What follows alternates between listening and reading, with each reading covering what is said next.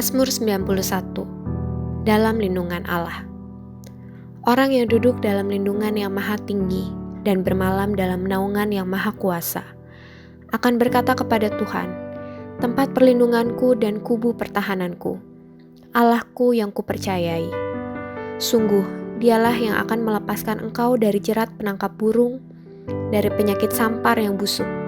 Dengan kepaknya, ia akan melindungi engkau, di bawah sayapnya engkau akan berlindung. Kesetiaannya ialah perisai dan pagar tembok. Engkau tak usah takut terhadap kedahsyatan malam, terhadap panah yang terbang di waktu siang, terhadap penyakit sampar yang berjalan di dalam gelap, terhadap penyakit menular yang mengamuk di waktu petang. Walau 1.000 orang rebah di sisimu dan 10.000 di sebelah kananmu, tetapi itu tidak akan menimpamu. Engkau hanya menontonnya dengan matamu sendiri dan melihat pembalasan terhadap orang-orang fasik. Sebab Tuhan ialah tempat perlindunganmu, yang maha tinggi telah kau buat tempat perteduhanmu. Malapetaka tidak akan menimpa kamu, dan tulah tidak akan mendekat kepada kemahmu. Sebab malaikat-malaikatnya akan diperintahkannya kepadamu untuk menjaga engkau di segala jalanmu. Mereka akan menatang engkau di atas tangannya, supaya kakimu jangan terantuk kepada batu. Singa dan ular tedung akan kau langkahi. Engkau akan menginjak anak singa dan ular naga. Sungguh hatinya melekat kepadaku, maka aku akan meluputkannya. Aku akan membentenginya sebab ia mengenal namaku. Bila ia berseru kepadaku, aku akan menjawab. Aku akan menyertai dia dalam kesesakan. Aku akan meluputkannya dan memuliakannya. Dengan panjang umur akan kukenyangkan dia, dan akan kuperlihatkan kepadanya keselamatan daripadaku. Shalom saudara yang dikasihi Tuhan, mari sama-sama kita perkatakan apa yang dimaksud dengan Pentakosta ketiga. Pentakosta ketiga adalah pencurahan Roh Kudus yang dahsyat di zaman now melebihi yang terjadi di Azusa Street. Pentakosta ketiga akan mengakibatkan penuaian jiwa yang terbesar dan terakhir sebelum Tuhan Yesus datang kembali. Pentakosta ketiga akan membangkitkan generasi Yeremia, yaitu anak-anak muda yang dipenuhi Roh Kudus, cinta mati-matian kepada Tuhan Yesus, tidak kompromi terhadap dosa, dan akan bergerak untuk memenangkan jiwa. Pentakosta ketiga lahir di Indonesia yang bergerak ke bangsa-bangsa. Gerakan ini dari timur ke barat dan akan kembali ke Yerusalem. Pentakosta ketiga akan memberikan kuasa untuk menyelesaikan amanat agung, dan setelah itu Tuhan Yesus datang kembali. Morning Church, sekalipun kita belum dapat berjumpa secara langsung, namun Anda dan keluarga dapat tetap menikmati hadirat Tuhan karena kita percaya bahwa tidak ada jarak dalam hadiratnya, amin. Mari kita persiapkan Alkitab kita dan buku catatan kita untuk menyimak dan mencatat kebenaran firman Tuhan yang akan disampaikan via ibadah online pada hari ini. Happy Sunday!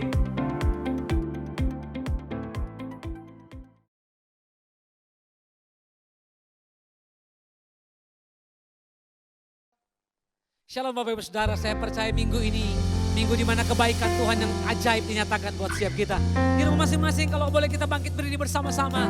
Kita berikan tepuk tangan buat segala kebaikan Tuhan yang dahsyat dan ajaib. Sebab Tuhan kekuatan kita. Tepuk tangan lebih meriah lagi, katakan haleluya. Yesus engkau baik. Haleluya.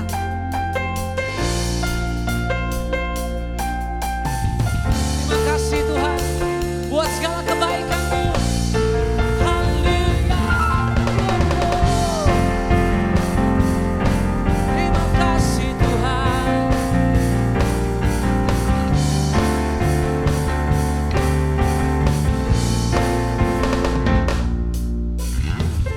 Engkaulah Tuhan kekuatan, ku takkan ragu berjalan. Engkaulah Tuhan kemenangan, ku takkan goyah selamanya. Engkaulah Tuhan kekuatan, Ku takkan ragu berjalan, Engkaulah Tuhan kemenangan. Ku takkan goyah selamanya.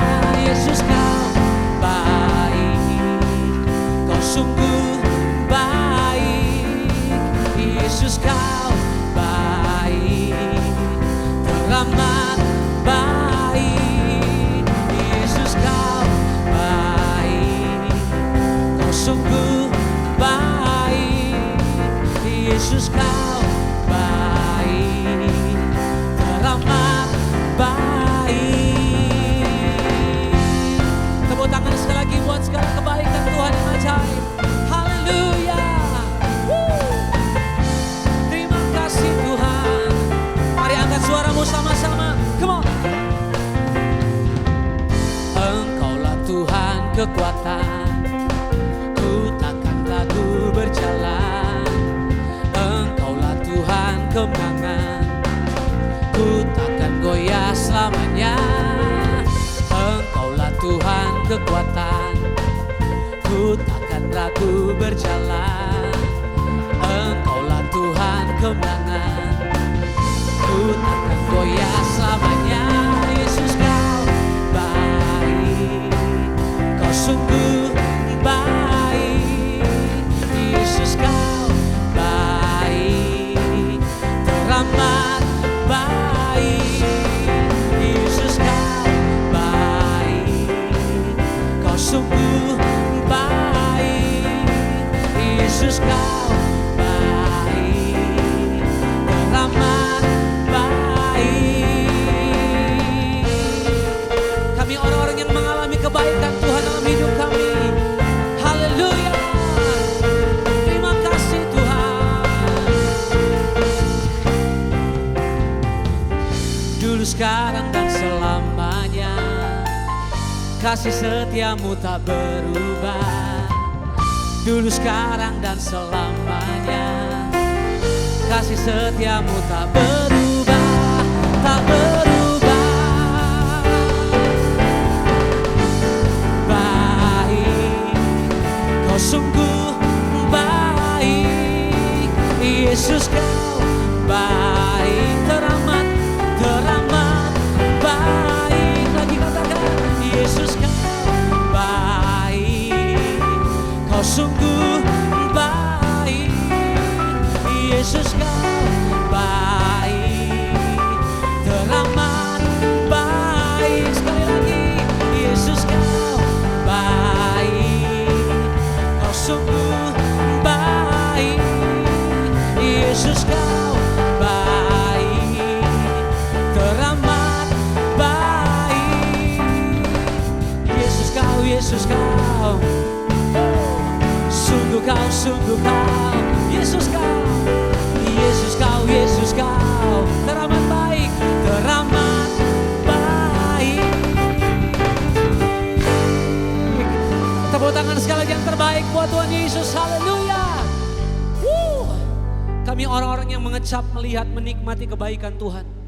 Bahkan sampai hari ini, kami orang-orang yang melihat Tuhan tidak pernah tinggalkan kami. Bahkan selalu Engkau kerjakan mujizat dalam hidup kami. Tuhan, terima kasih dalam hadirat-Mu. Kami mau datang menyembah-Mu. Terima kasih Tuhan.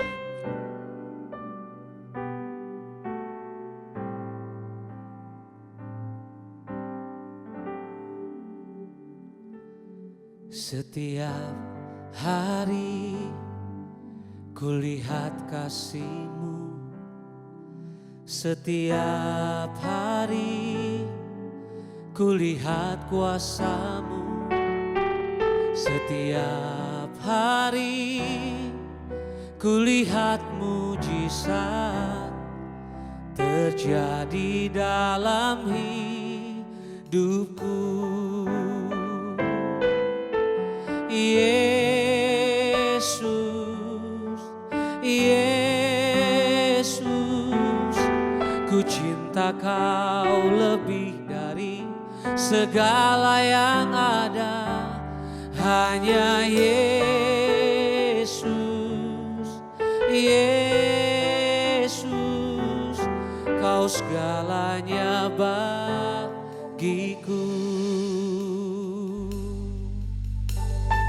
suaramu di hadapan Tuhan.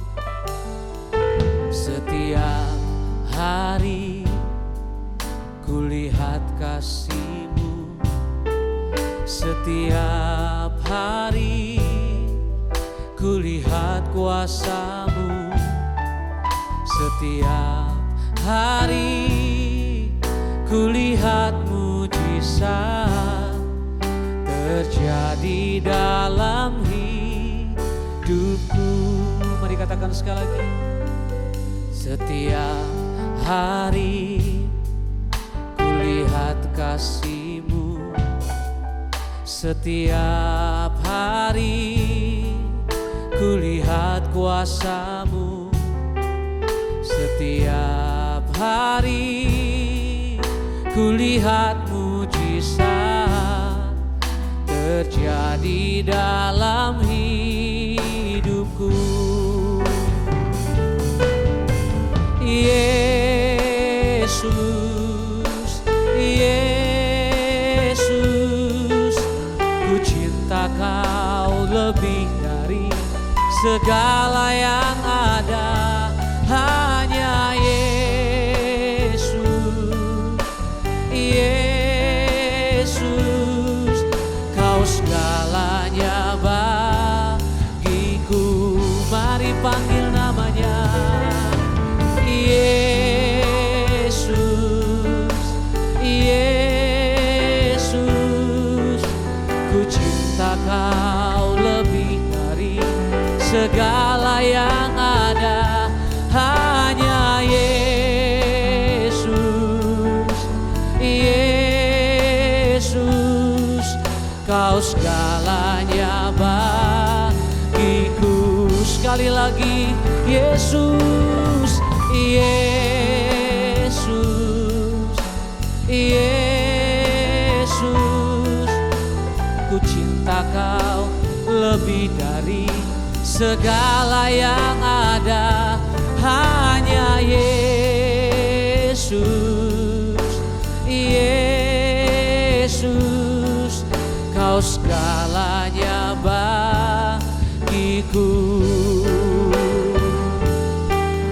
Kau segalanya bagiku. Kau segalanya bagiku.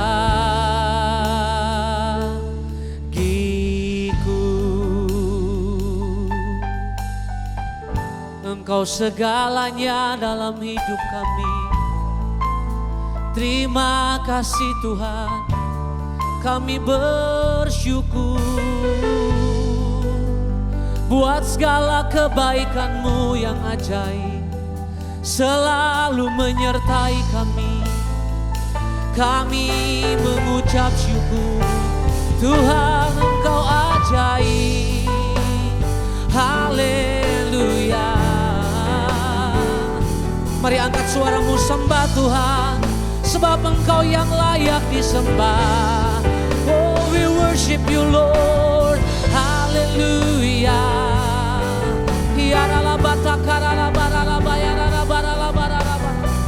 Mari angkat suaramu, sebab Engkau layak disembah.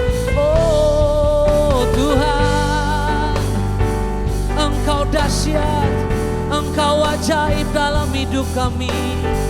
Terima kasih Tuhan. Kita karada basyata karada barala barala barala barala. Angkat suaramu sembah Dia. Kirapata karada bayarala bayaralamu. Sembah kami, hormat kami, pujian hanya bagi-Mu Tuhan. Oh, kirapata karada barala bayarala barala barala. Kirapata karada bayarala bata karala barala barala barala. Kirapashata karada borala barala barala. Kau layak disembah, Kau layak terima pujian kami. Kirapata karada barala bayarala barala barala. Terima kasih Tuhan.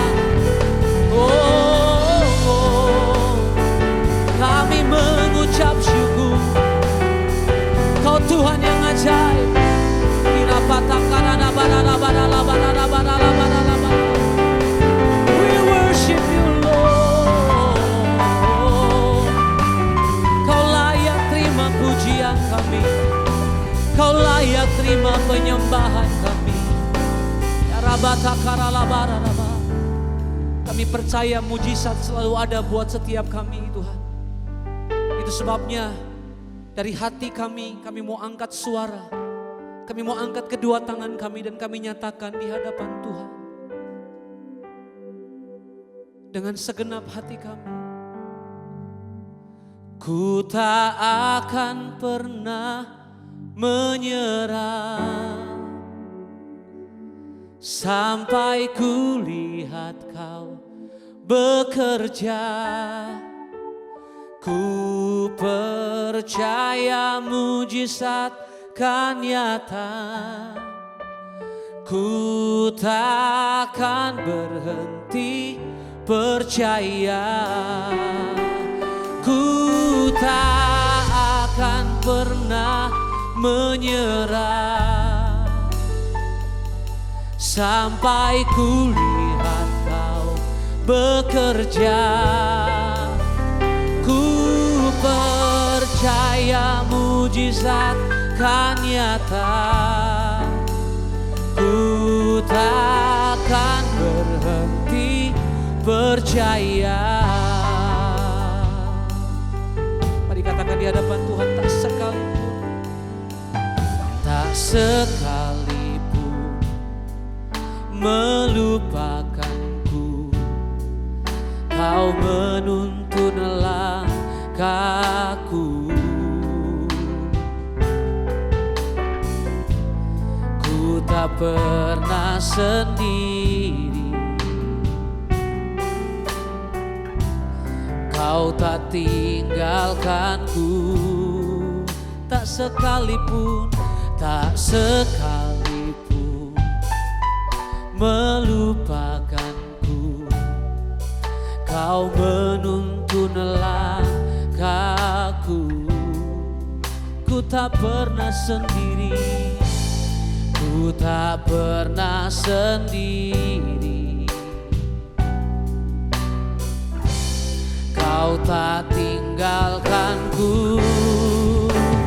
Ku tak akan pernah menyerah sampai ku lihat Kau bekerja. Ku percaya mujizat kan nyata. Ku takkan berhenti percaya.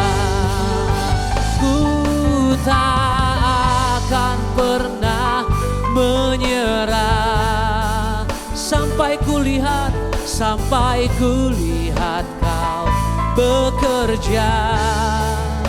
Ku percaya mujizat kan nyata. Ku takkan berhenti percaya. Sampai ku lihat Kau bekerja. Ku percaya mujizat kan nyata. Ku takkan berhenti percaya. Ku tak akan pernah menyerah sampai ku lihat Kau bekerja.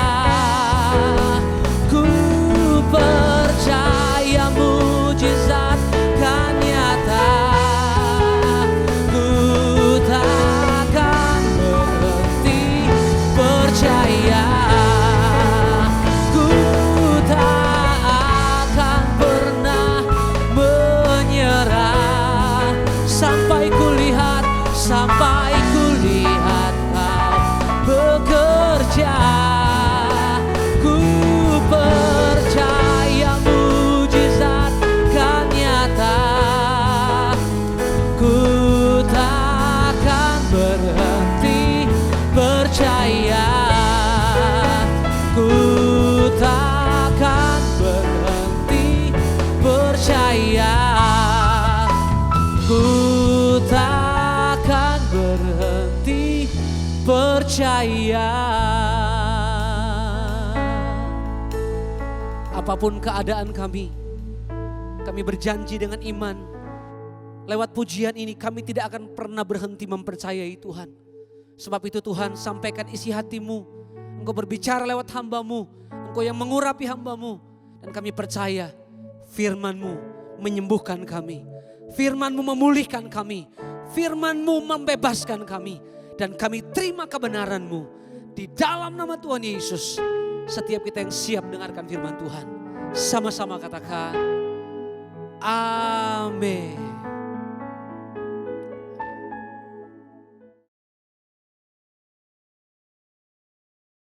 Shalom saudara, pernahkah kita berpikir bagaimana banyak hamba-hamba Tuhan atau orang-orang percaya dipakai dengan karunia kesembuhan ilahi, mengusir setan, membangkitkan orang mati, bahkan melakukan hal-hal yang luar biasa? Misalnya di dalam Alkitab, Musa, Paulus, Petrus, dan banyak tokoh iman lainnya melakukan hal-hal yang luar biasa. Ada satu kesamaan dari semua tokoh-tokoh tersebut, yaitu pengurapan Tuhan yang luar biasa ada pada mereka. Sesungguhnya pengurapan dari Tuhan adalah penting bagi orang percaya. Dalam edisi Voice of Pentecost kali ini, kita akan membahas mengenai pengurapan dalam pelayanan dan kehidupan orang percaya. Di dalam Perjanjian Lama, tindakan pengurapan dilaksanakan pada acara ritual keagamaan, seperti penghabisan imam besar, penghabisan imam yang melayani, pengangkatan seorang raja, serta pengangkatan seorang nabi. Di dalam Perjanjian Lama, memang hanya orang-orang yang khususlah yang dapat menerima pengurapan. Sedangkan dalam Perjanjian Baru, pengurapan diberikan kepada orang-orang yang percaya kepada Yesus Kristus. Dalam Perjanjian Lama, instrumen yang sering kali dipakai dalam pengurapan adalah minyak. Minyak adalah lambang persetujuan dengan Allah, kehadiran Allah, berkat, kuasa, penghiburan, kesembuhan, sukacita, perkenanan, dan kesejahteraan.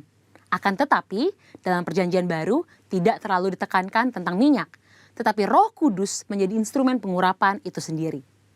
Prinsip yang mendasari pengurapan minyak adalah prinsip konsekrasi, yaitu memisahkan atau mengkhususkan sesuatu atau seseorang kepada Tuhan. Prinsip konsekrasi dengan pengolesan minyak tetap berlaku pada era Perjanjian Baru. Lalu, apa contoh peristiwa pengurapan dalam Alkitab? Salah satunya adalah pengurapan double portion. Pengurapan 2 kali ganda sangat dikenal dalam gereja aliran Pentakosta dan karismatik. Istilah ini mengacu kepada peristiwa Elia dan Elisa yang dicatat dalam 2 Raja-Raja 2 ayat 1-14, di mana Elisa meminta 2 bagian dari roh Elia. Salah satu dampak dari pengurapan double portion yang diterima Elisa adalah mujizat-mujizat yang Tuhan kerjakan melalui pelayanan Elisa 2 kali lipat lebih banyak dari Elia. Hal ini tidak membuktikan bahwa Elisa lebih hebat dari Elia, justru lebih membuktikan bagaimana mentoring yang dilakukan Elia kepada Elisa berhasil. Peristiwa yang senada juga terjadi pada zaman Perjanjian Baru, di mana Tuhan Yesus menyampaikan kepada murid-muridnya dalam Yohanes 14 ayat 12, "Sesungguhnya barang siapa percaya kepadaku, ia akan melakukan juga pekerjaan-pekerjaan yang aku lakukan, bahkan pekerjaan-pekerjaan yang lebih besar daripada itu." Maksud perkataan Tuhan Yesus bukan berarti orang percaya lebih hebat darinya, melainkan orang percaya akan melakukan pelayanan yang menjangkau lebih banyak orang, serta pelayanan kepada bangsa-bangsa non-Yahudi. Dengan perkembangan teknologi, internet, dan media sosial, kini semua pelayanan penjangkauan dimungkinkan. Roh Kudus memenuhi dan mengurapi orang percaya untuk melakukan pelayanan tersebut. Pengurapan double portion merupakan pengurapan untuk pelayanan yang lebih besar. Umumnya terjadi dalam konteks bapa rohani dengan anak rohani. Orang percaya yang merindukan pengurapan tersebut tentu harus membangun hubungan bapa anak dengan pemimpin rohani yang Tuhan Yesus tempatkan di atasnya. Selanjutnya, apa maksud dan tujuan dari pengurapan? Dalam Lukas 4 ayat 18-19 dijelaskan bahwa Yesus Kristus sebagai yang diurapi. Jikalau Yesus saja menerima pengurapan dari Allah, terlebih lagi kita sebagai orang percaya. Oleh karena itu, pengurapan harus disadari sebagai bagian dari perjalanan orang percaya dalam menjalankan panggilan Kristus. Dalam hidup setiap hari, Tuhan pun telah berkata bahwa Ia sebagai gembala yang baik akan mengurapi kepala orang percaya dengan minyak. Pengurapan yang diberikan kepada orang-orang percaya dalam era Perjanjian Baru bukanlah untuk tujuan keselamatan atau berkat secara jasmani, namun untuk tujuan pelayanan, yaitu pemberitaan Injil dan menyatakan kuasa Allah. Dan yang terakhir, pengurapan merupakan bagian tidak terpisahkan dari hidup orang percaya. Salah satu yang membedakan antara orang percaya dengan orang yang belum percaya adalah adanya pengurapan Tuhan dalam hidupnya. Sebagai pengikut Kristus, pengurapan bukanlah sesuatu yang asing, melainkan menjadi bagian yang penting dalam perjalanan iman dan keseharian kita. Dengan demikian, orang yang percaya kepada Kristus sudah seharusnya menjadikan pengurapan sebagai bagian yang penting dan tidak terpisahkan dari hidup mereka. Sekarang adalah era Pentakosta yang ketiga, di mana orang percaya menjadi the messenger of the third Pentecost. Dan pengurapan sungguh sangat kita perlukan untuk menuntaskan amanat anggungnya. Misi kerajaannya tidak dapat dilakukan dengan kekuatan kita sendiri. Jadi, kita jangan sampai melewatkan kesempatan untuk menerima pengurapan dari Tuhan melalui para pemimpin rohani kita. Mari terima pengurapan Tuhan dengan iman dan mulai melangkah untuk mengerjakan apa yang Roh Kudus perintahkan di dalam hidup kita. Tuhan Yesus memberkati.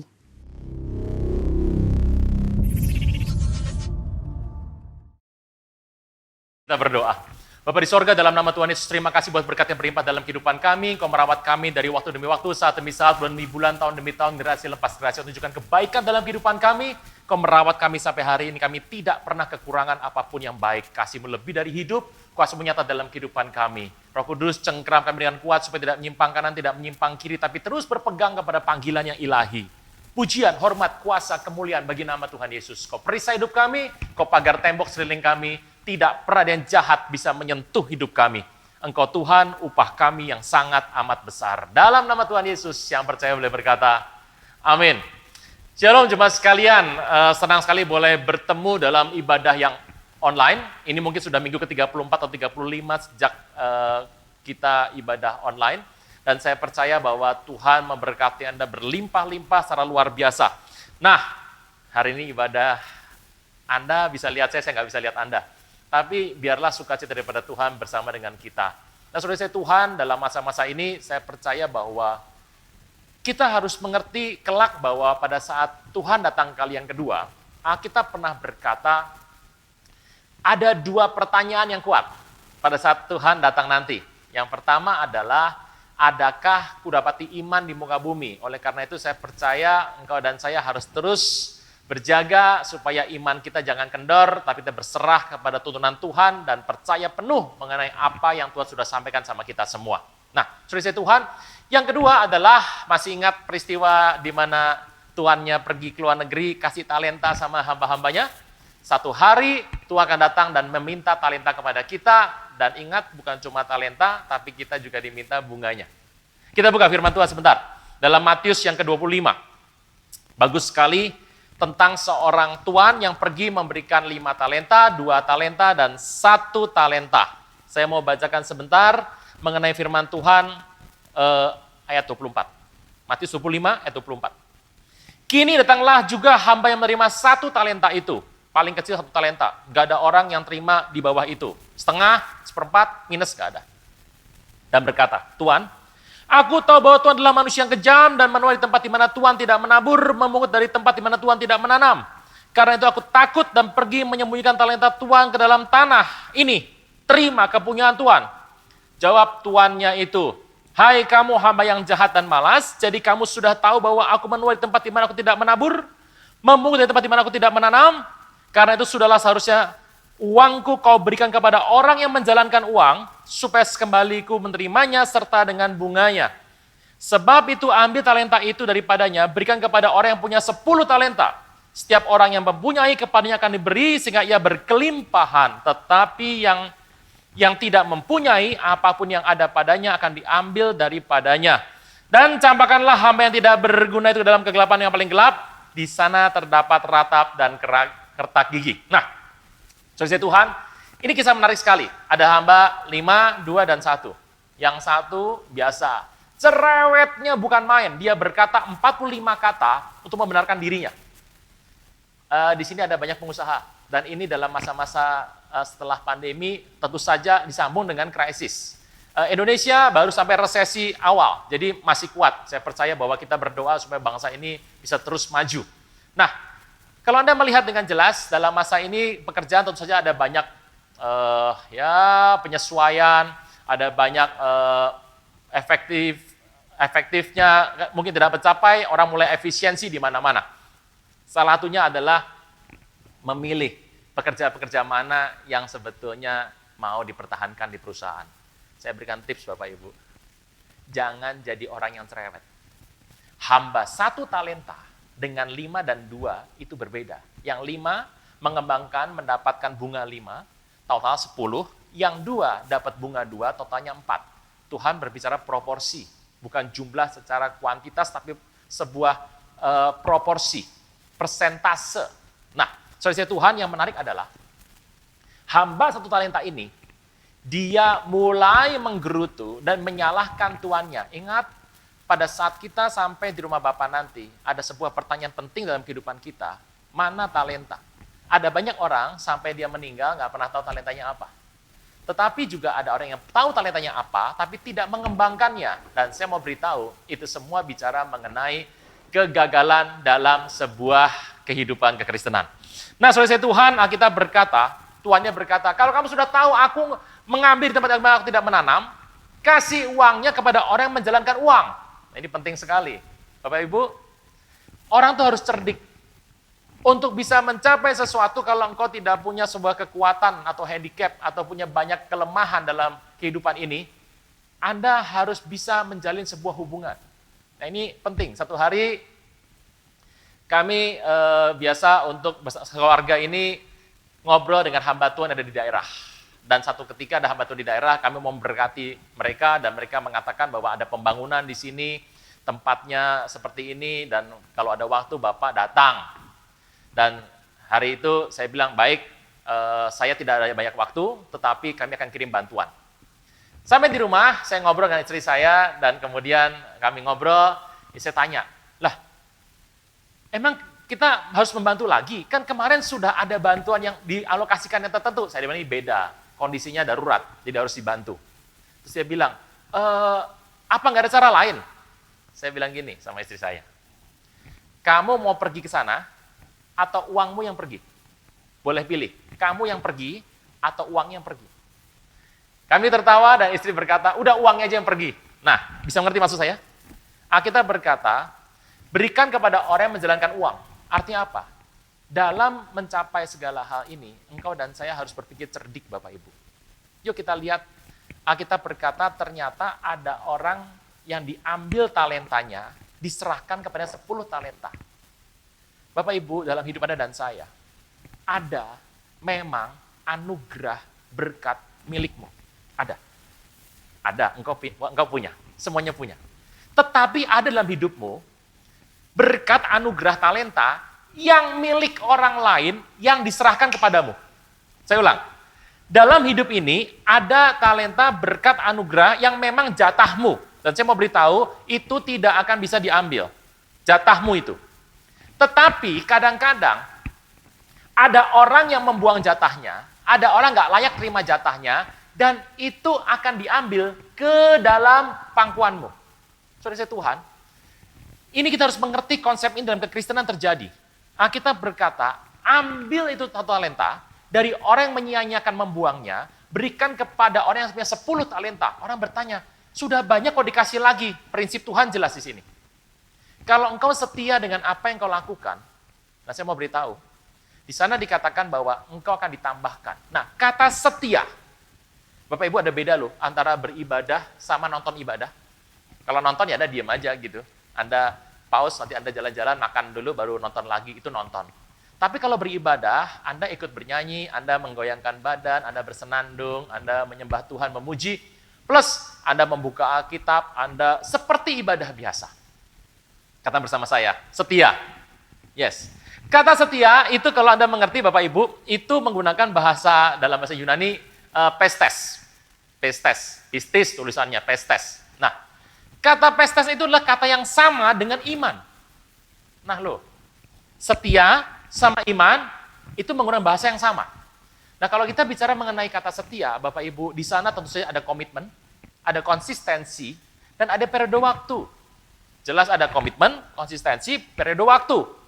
Anda nggak mungkin bilang gini Bapak Ibu, Pak Pendeta, istri saya orang paling setia di muka bumi dalam kondisi apapun yang saya alami, saya terpuruk, dia tetap bersama dengan saya. Waktu saya tidak bisa cari uang, Pak, dia membanting tulang untuk membantu saya, kami sekeluarga, Pak. Ini perempuan setelah ibu saya, ini perempuan yang saya lihat, setianya bukan main, dia orang paling setia yang saya punya hari ini. Puji nama Tuhan. Ditanya sama pendetanya, kalau gitu Bapak saya boleh bertanya, Bapak sudah nikah berapa lama? Baru 2 minggu. Ayolah, Anda tidak bisa mengatakan kesetiaan, membuktikan kesetiaan dalam 2 minggu. Pak, waktu banjir di gereja kami, ada seorang pengerja, Pak. Dia dari pagi sampai sore, dia pakai celana pendek, dia nerobos banjir, dia melayani semuanya, Pak. Dia tidak kenal lelah. Saya suruh kasih makan, dia bilang nanti saja, Pak, makannya belakangan. Dia dari pagi sampai sore, Pak. Dia terus bekerja membantu pembersihan gereja, Pak. Bapak tahu, Pak, ini orang setianya bukan main. Tanya sama dia, Pak, ini pengerja Bapak sudah berapa lama di sini, Pak? Baru 3 hari. Abraham adalah bapak orang beriman. Kenapa? Dalam proses hidupnya, dalam periode hidupnya, dalam durasi kehidupannya, anaknya dikasih pun diberikan loh. Ada pembuktian demi pembuktian terjadi. Apa yang saya mau katakan pada hari ini? Dalam kehidupan Anda dan saya, Bapak Ibu, Tuhan berikan porsi masing-masing. Dan apabila ada orang menyia-nyiakannya, ada orang membuangnya, Tuhan akan ambil dan serahkan kepada orang yang layak untuk mengerjakannya. Dalam hidup Anda, sampai detik ini, sampai saat ini saya bicara, kita bisa belajar ada satu topik. Pertama adalah, dalam hidup Anda ada berkat, anugerah, jatah yang kau terima. Tetapi ada plus jatah milik orang lain yang membuang. Menganggap sepele, menganggap remeh, menganggap nggak penting. Orang yang berpikir bahwa dia bisa hidup tanpa semua itu, saya mau beritahu, Alkitab mengatakan, Tuhan mengambil bagian itu dan serahkan dalam hidupmu. Kita lihat firman Tuhan. Sampai sini, saya percaya Bapak Ibu bisa menangkap dengan jelas. Oke, belum masuk ibadahnya, belum khotbah. Ini khotbahnya kita mulai sekarang. Yuk kita buka firman Tuhan. Pertama Raja-Raja 11. Pertama Raja-Raja 11. Ini bagus sekali. Bapak Ibu, Anda tahu kisahnya ya. Daud menyembah Tuhan secara luar biasa dan Daud harus meninggal karena usia. Dan kemudian anaknya Salomo menjadi raja di Israel. Dan ini raja udah muda, pintarnya bukan main, hikmatnya luar biasa, dan kaya raya, tajir melintir, Bapak Ibu. Tapi apa yang terjadi? Satu hari di masa tuanya, ingat dia punya istri 700, gundik 300, total 1000. Saya tahu kalau saya ngomong soal Salomo, biasanya ibu-ibu nggak suka dengan khotbah ini. Dan kalau bapak-bapak dengar Salomo, lebih senang, saya beritahu. 1000 istri bisa bikin Anda tepar tidak bangun, Bapak Ibu. Stres tiap hari berantem. 1000 istri dan gundik, total ada 1000, dan di masa tuanya, Salomo hatinya condong kepada dewa-dewa karena istrinya. Kita berkata, pada saat Salomo mulai menjauh daripada Tuhan, waktu Salomo meninggalkan Tuhan, membelakangi Tuhan, Tuhan bangkitkan lawan-lawan Salomo. Saya mau beritahu, dalam hidup Anda dan saya, mungkin ada orang nggak suka sama Anda, ada orang mengikut Anda, ada orang mulai menggeser hidup Anda, dan Tuhan pelihara hidup Anda luar biasa. Tapi satu hari, saya mau beritahu, di mana kita mulai membelakangi Tuhan, Alkitab menyatakan dengan jelas, Tuhan mulai menggunting daerah Salomo. 1 Raja 11 ayat ke-14, Tuhan membangkitkan seorang lawan Salomo, yaitu Hadad orang Edom, dari suku Esau. Ia keturunan Raja Edom. Bayangkan, ini keluarga raja namanya Hadad. Setelah Daud memukul kalah orang Edom, panglima Yoab pergi menguburkan orang-orang yang mati terbunuh, yang menewaskan semua laki-laki di Edom. 6 bulan lamanya Yoab diam di sana dengan seluruh Israel, sampai dilenyapkan semua laki-laki di Edom. Tapi Hadad melarikan diri bersama dengan beberapa orang Edom dan pegawai-pegawai ayahnya, dan mengungsi ke Mesir. Adapun Hadad sangat muda hari itu. Jadi Hadad dikalahkan oleh zaman Daud. Hari itu sudah Edom dihabiskan sama sekali. Hadad ini membenci keluarga Daud, dia pergi ke Mesir. Sampai di Mesir entah kenapa, mereka berangkat dari Midian sampai ke Paran. Setelah membawa beberapa orang dari Paran, mereka sampai ke Mesir kepada Firaun, Raja Mesir. Ia memberikan rumah pada Hadad, menentukan belanjanya, dan menyerahkan sebidang tanah kepadanya. Bayangkan ya, ini orang pelarian pengungsi, dikasih rumah, dikasih ladang, dikasih belanja, uang bulanan. Anda bisa bayangkan, dan Hadad demikian disayangi sama Firaun, diberikan kepadanya seorang istri. Siapa itu?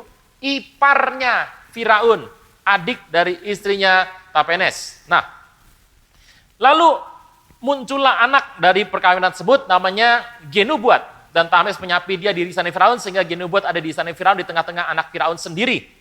Ketika di Mesir, Hadad mendengar bahwa Daud telah mendapat perhentian bersama dengan nenek moyangnya, dan bahwa Panma Yoab sudah mati, maka berkatalah Hadad pada Firaun bahwa dia akan kembali untuk ke negerinya.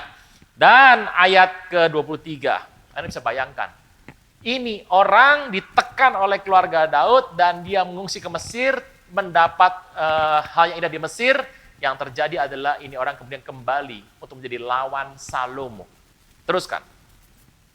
Allah mengangkat pula seorang lawan Salomo, yakni Rezon bin Eliada yang telah melarikan diri dari tuannya, yakni Hadadezer, Raja Zoba. Ia mengumpulkan orang-orang lalu menjadi kepala gerombolan. Ketika Daud hendak membunuh mereka, pergilah mereka ke Damsyik, mereka diam di sana, dan di situ mereka mengangkat Rezon jadi raja. Dia menjadi lawan Israel sepanjang umur Salomo. Ia mendatangkan malapetaka sama seperti Hadad. Ia muak atas orang Israel dan menjadi raja atas Aram. Pertama, Hadad. Dua, Rezon. Orang kalau berbalik kepada Tuhan, musuh-musuh yang ditaklukkan pada generasi di atasnya akan mulai bangkit. Saya mau beritahu Bapak Ibu, ini ada waktu work from home. Santai di rumah sebentar, hidup Anda, dan kemudian Anda coba lihat baik-baik, renungkan. Kalau engkau berbalik daripada Tuhan, menurut kisah ini, maka apa yang pernah dikalahkan, apa yang pernah dihancurkan oleh generasi sebelummu, akan dibangkitkan kembali. Keluarga saya Pak, habis Pak, semuanya ada penyakit turunan Pak. Saya beritahu waktu engkau ikut Tuhan Yesus, semua nggak ada. Di zaman engkau hidup di generasimu, engkau dalam kondisi baik dipelihara Tuhan. Tapi saya beritahu, kalau engkau mundur daripada Tuhan, apa yang pernah menggerogoti nenek moyangmu, mungkin muncul di zaman. Siapa yang bilang? Kisah raja-raja. Ada Hadad, ada Rezon. Tapi ini kisah yang menarik. Ayat 26. Jerobiam bin Nebat seorang Efraim dari Zereda, pegawai Salomo, nama ibunya adalah Serua, seorang janda yang memberontak kepada raja. Dengan alasan apa? Ia memberontak kepada raja. Salomo mendirikan Milo menutup tebusan kota Daud ayahnya. Jerobiam ada seorang tangkas. Salomo melihat bahwa ia seorang muda, seorang rajin kerja, ditempatkan dia mengawasi semua pekerja wajib dari keturunan Yusuf. Pada waktu ketika Jerobiam keluar dari Yerusalem, Nabi Ahia orang Silo datangi dia dengan selubungan kain baru dan hanya mereka berdua di padang. Anda bisa bayar, ini orang tangkas, orang rajin, kerja sama keluarga raja. Saudara Tuhan, namanya Jerobiam bin Nebat. Kalau tahu Jerobiam, rakyat menentang atau rakyat menggugat. Ribiam, itu adalah umat, rakyat. Nah, Jerobiam. Gak tahu kenapa namanya begitu, saya juga tidak terlalu paham. Apa yang terjadi di sana tiba-tiba? Satu hari dia orang tangkas dipercaya sama Salomo. Waktu mereka sedang berdua, tiba-tiba datang Ahia, nabi dari Silo. Dia ambil kain, dia sobek 12. Lambang 12 suku, 10 serahkan pada Jerobeam, yang satu Tuhan janji adalah milik keluarga Daud, yaitu adalah Yehuda. Dan satu lagi Lewi, nggak diserahkan karena Lewi milik Tuhan. Suku Lewi memang tersebar di antara suku-suku yang lain. Untuk mengajar mereka menyembah Tuhan. 10 suku serahkan Jerobeam. Anda bisa bayangkan, Jerobeam ini anak seorang janda, rajin, naik jabatan, kerja sama Raja Salomo, dipercaya raja itu berkat berlimpah. Tapi ternyata belum cukup. Jerobeam dipercaya sama raja, tetapi kelak akan muncul lagi yang namanya berkat 10 suku dari Salomo yang membelakangi Tuhan, diambil lagi 10 suku. Saya mau beritahu Bapak Ibu, bisa bayangkan, ada berkat milikmu, ada berkat milik yang lain, diambil semuanya.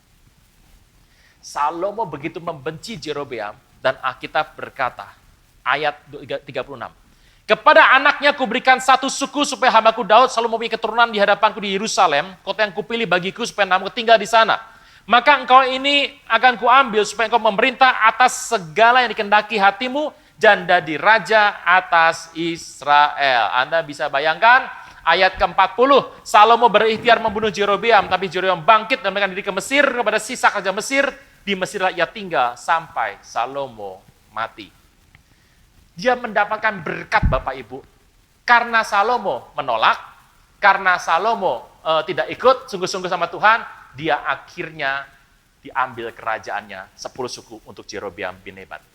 Nah, itu yang terjadi, Salomo kemudian mengejar Jerobeam dan Tuhan memberikan sebuah berkat, keluputan yang pertama kepada Jerobeam.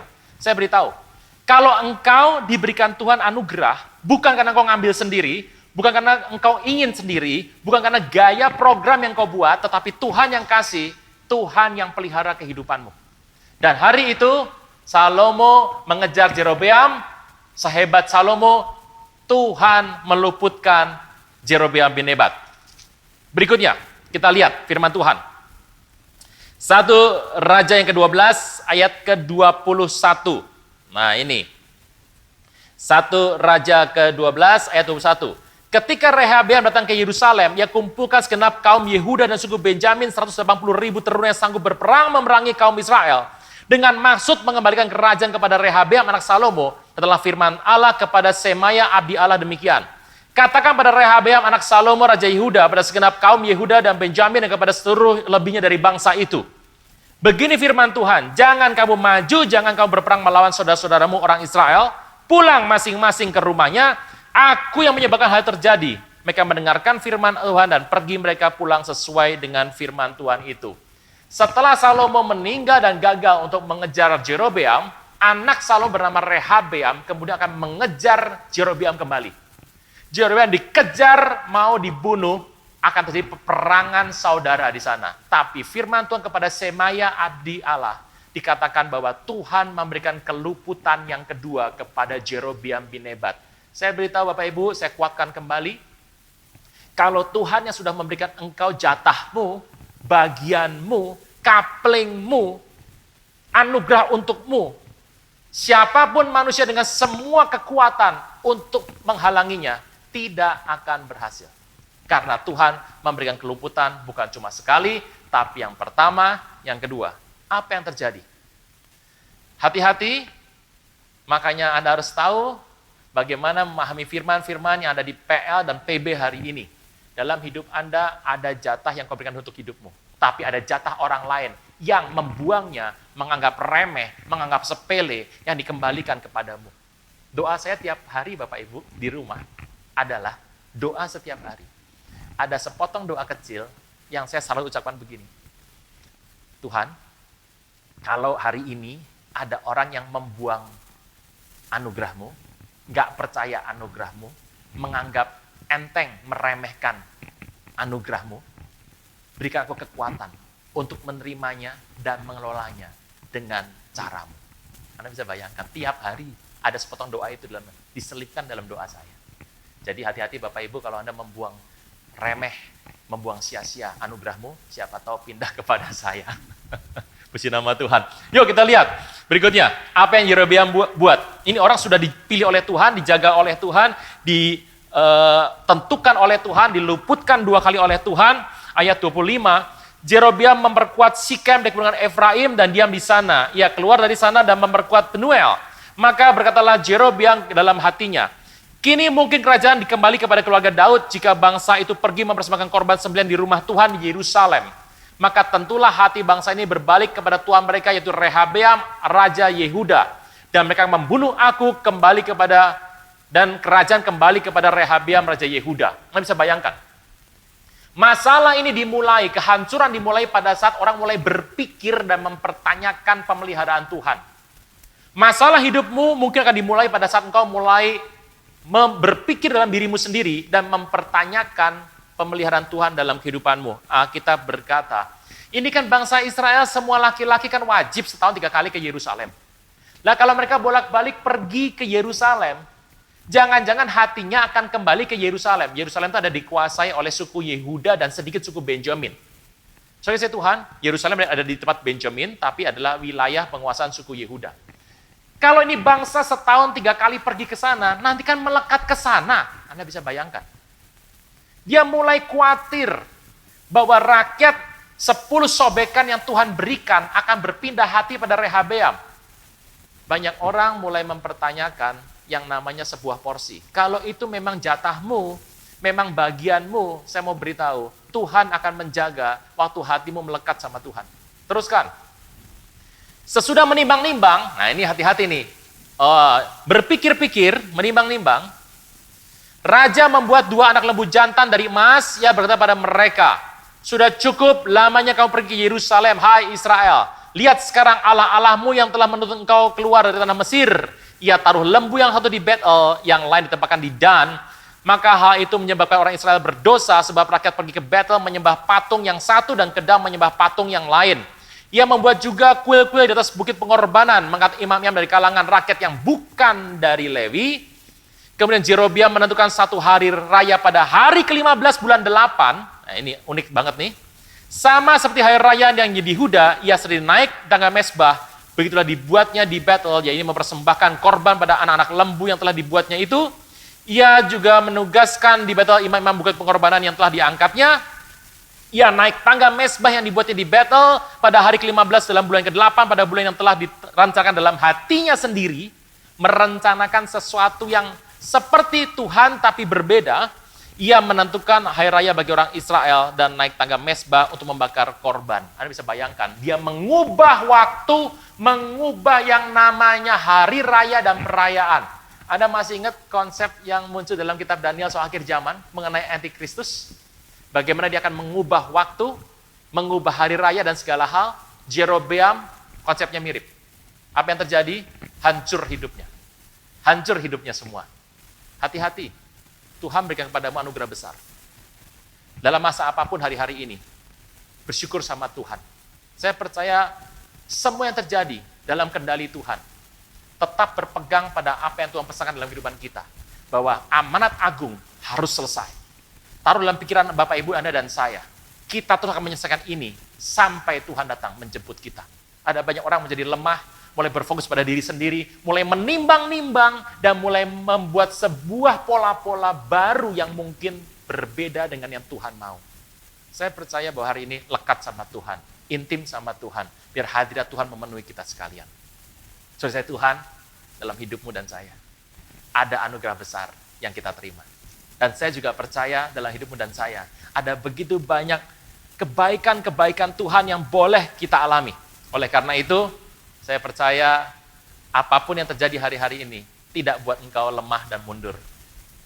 Ada berkat yang kau terima, ada berkat dari mungkin milik orang lain yang kau dapatkan. Tetap berpaut sama Tuhan karena Tuhan mengatur segala sesuatu dalam kehidupan kita. Nah, saudara saya Tuhan, saya percaya bahwa apa yang sudah kita alami sampai hari ini membuat kita semakin yakin. Tuhan datang segera. Terus maju, jangan undur, percaya kepada Tuhan Yesus, berpegang pada firman-Nya. Dan kelak kalau Tuhan bertanya, mana talenta? Engkau bisa mengembalikan bersama dengan bunganya. Dan dengan indah kita boleh mendengar Tuhan berkata, hambaku yang setia masuk dalam kemuliaan Tuhanmu. Dan dengan wajah yang penuh sukacita dan kebanggaan, kita boleh tersenyum. Mari kita berdoa. Bapa di sorga, dalam nama Tuhan Yesus, terima kasih buat ibadah saat ini, dan juga untuk mereka akan menonton kelak rekamannya, berdoa dalam nama Tuhan Yesus. Biarlah kebaikan-kebaikan Tuhan boleh kami alami hari ini. Kami boleh mengerti dan bahwa hati kami terus mencintai Tuhan. Berpegang pada firman Tuhan. Dan kalau sudah tentukan bagi kami sebuah anugerah. Kami mempertanggungjawabannya dengan baik. Kami akan menggunakannya dengan hati yang tulus dan cerdik. Supaya kami boleh senangkan Tuhan. Terima kasih, berkati hamba-Mu Tuhan berlimpah-limpah. Biarlah tangan Tuhan yang mengiring menuntut senantiasa sampai pada rencana Tuhan yang terjadi dan amanat agung selesai dikerjakan. Terpujilah nama Tuhan kekal selama-lamanya. Di dalam nama Tuhan Yesus, yang percaya diberkati, sama-sama boleh berkata, amin.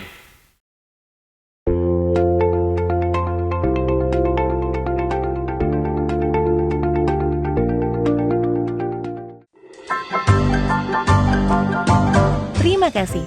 Anda telah mengikuti ibadah online pada hari ini.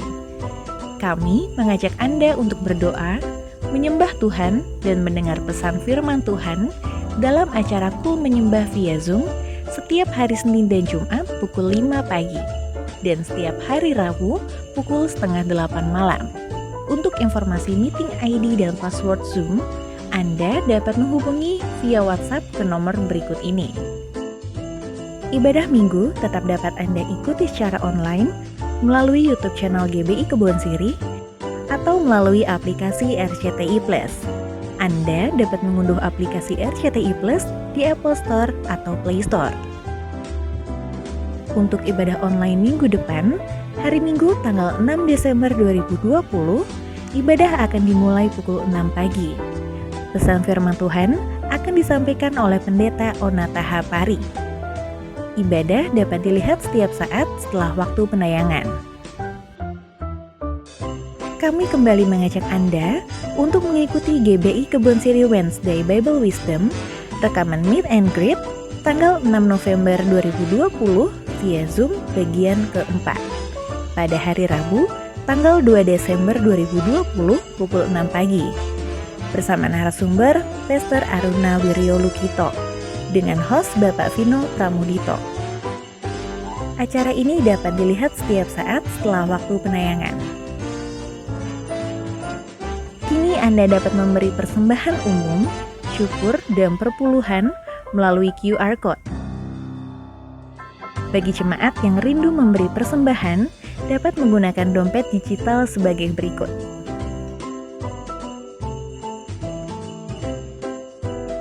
Buka aplikasi e-payment yang akan digunakan, scan QR Code yang tertera di layar,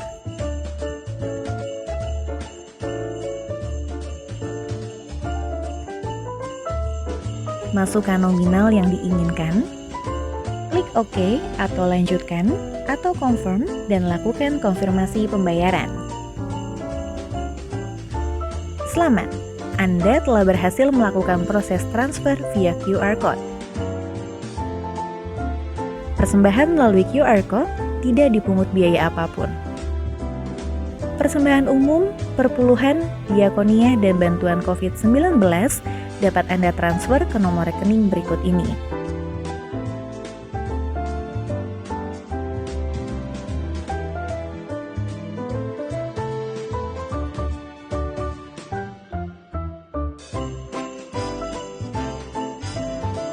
Demikian GBI Kebon Siri News Flash hari ini. Tuhan Yesus memberkati. Kita bersatu dalam doa. Bapa, kami mengucap syukur untuk firman kebenaran-Mu yang telah disampaikan oleh hamba-Mu Tuhan. Kami berdoa Tuhan untuk hamba-Mu, Kau perluas pekerjaannya, Kau perluas pelayanannya, Kau berkati keluarganya semakin hari semakin terheran dengan Tuhan. Kami juga berdoa untuk gembala sidang kami, Bapak Pendeta Dr. Insinyur Niko Nyoto Raharjo, beserta keempat wakil yang ada. Kau berkati Gembala Ryan 1F, Gembala GBI Kebon Siri, Gembala Kul yang ada di GBI Kebon Siri. Kau perluas pelayanannya, berkati mereka senantiasa. Kami juga berdoa untuk jemaat-Mu yang ada di GBI Kebon Siri, serta yang mengikuti ibadah online Tuhan. Kami berkati mereka di masa pandemi COVID-19 ini. Kau berkati mereka supaya mereka bisa melayani-Mu lebih lagi, supaya mereka bisa mencintai-Mu lebih lagi Tuhan.